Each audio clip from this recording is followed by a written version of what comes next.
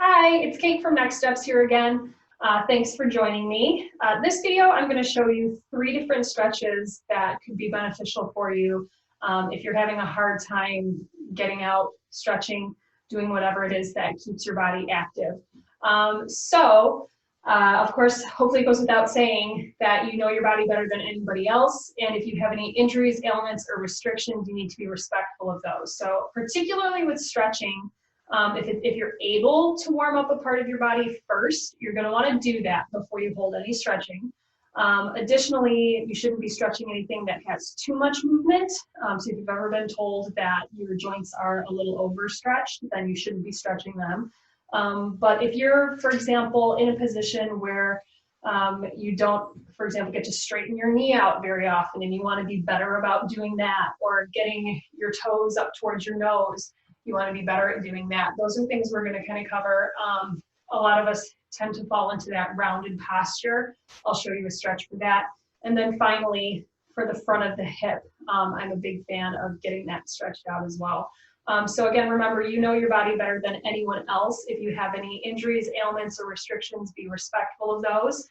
And also, if you have any pain or any acute problems with any of those parts, particularly neck, back, shoulder, hip, knee, or ankle, if any of those are acute injuries that are giving you pain, you shouldn't be stretching.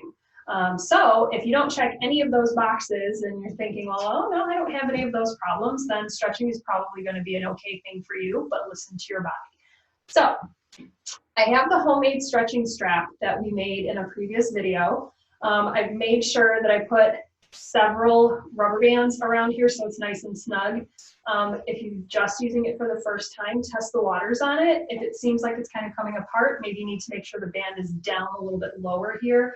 You can also, for example, throw some duct tape around it and have it hold a little bit more securely if you're having trouble with that. So what I'm going to do is put one of the 3 sections, right, we have our 3 braid strands. I'm going to put one of those over my foot. And notice before I even get there, I'm in a position where I have some lateral support. So this is a Pilates box. I just happen to have something like this.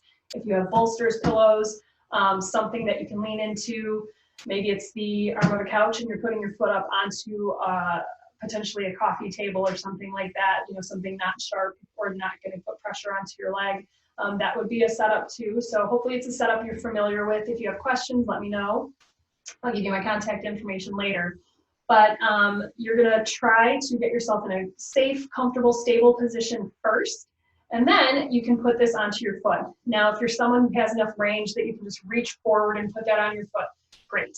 If you're someone who doesn't have range like that and you need to potentially kind of pull your leg in towards you, mine falls into external rotation pretty easily. Yours might not. You just got to kind of work with what your body is feeling like today.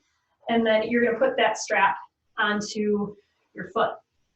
So this knot is going to go on the sole of my foot.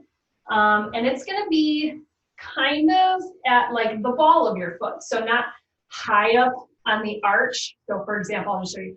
It's not going to be way down close to your heel. It's not going to be way up by the tip of your toe. It's going to be on the fattest part of the front of your shoe.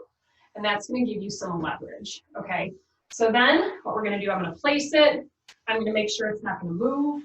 I'm going to bring my leg in. If you have shoes on to protect your feet, you might be working against some resistance on the floor. So maybe using your arm to help to straighten your leg out, right?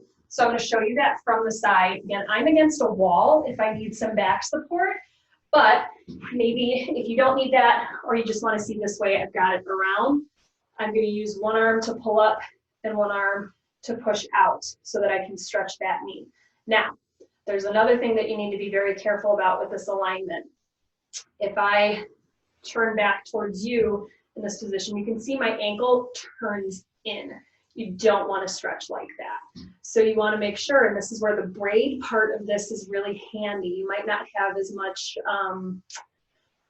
what do I want to say, as much leverage or being able to be so specific in your movement if you use just a regular towel or something like that. But what you're going to do is hold on to one strand on one side and the 2 strands on the other. So from the inside, it looks like this.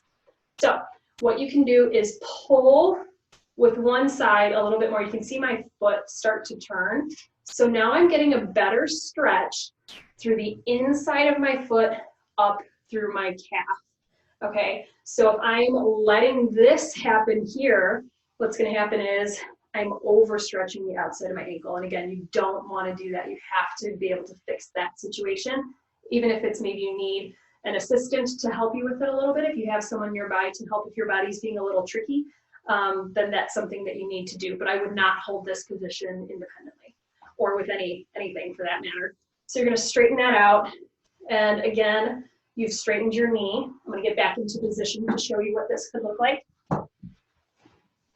So you have a neutral ankle.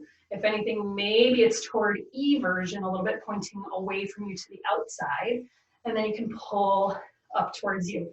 Now, when you've gotten that in position, maybe you want to fix your posture a little bit. You can hold on to this strap.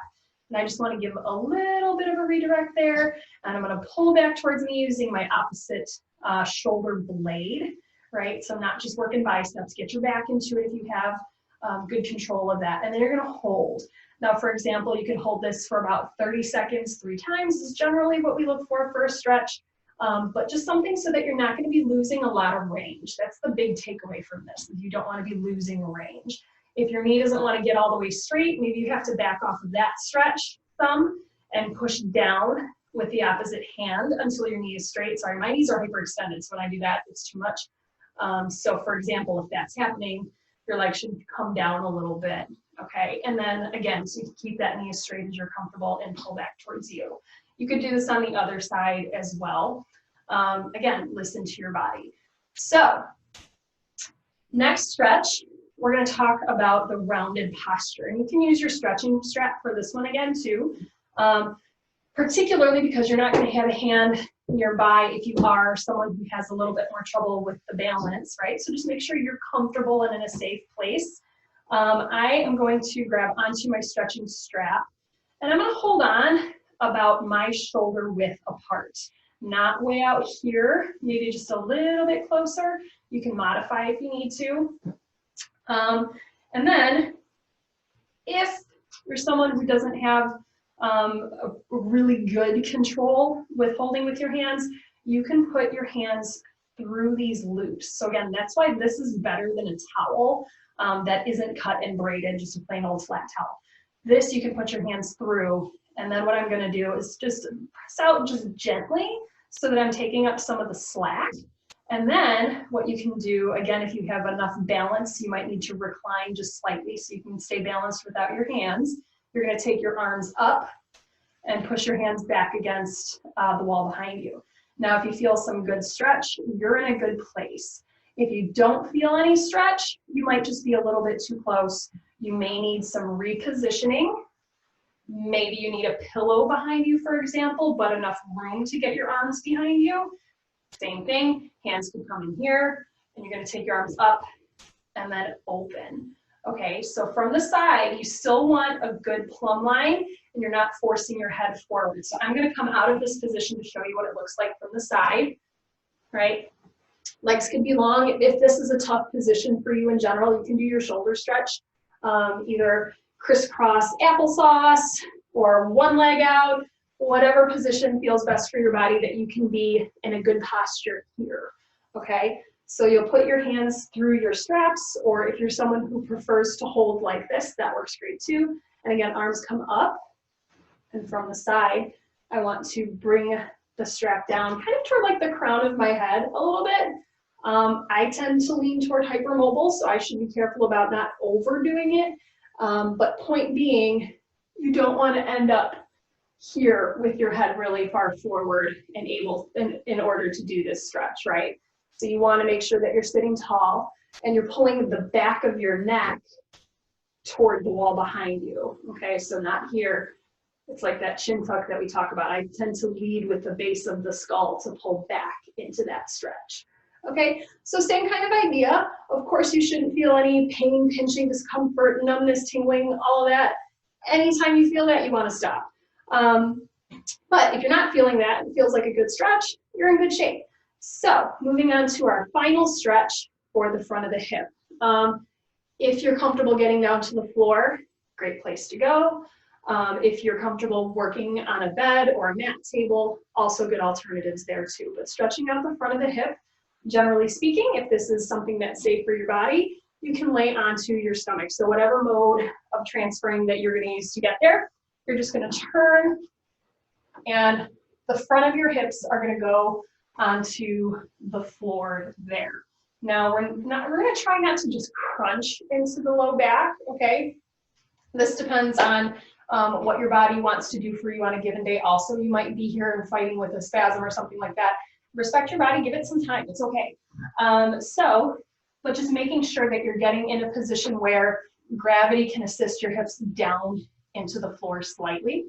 If you're someone who has some glute recruitment control, you can squeeze your cheeks, right? So put your right into your left and your left into your right, and you're gonna find that you're getting maybe a little bit more length here. If you don't have that, that's okay. Again, like I said before, this is one of those times where you want to make sure that you're not losing any range just because you can't get to something that you like to do to keep your body moving. So I would also recommend this position in those cases. As usual, watch your posture. So I'm doing a bad thing by turning a lot like this, right?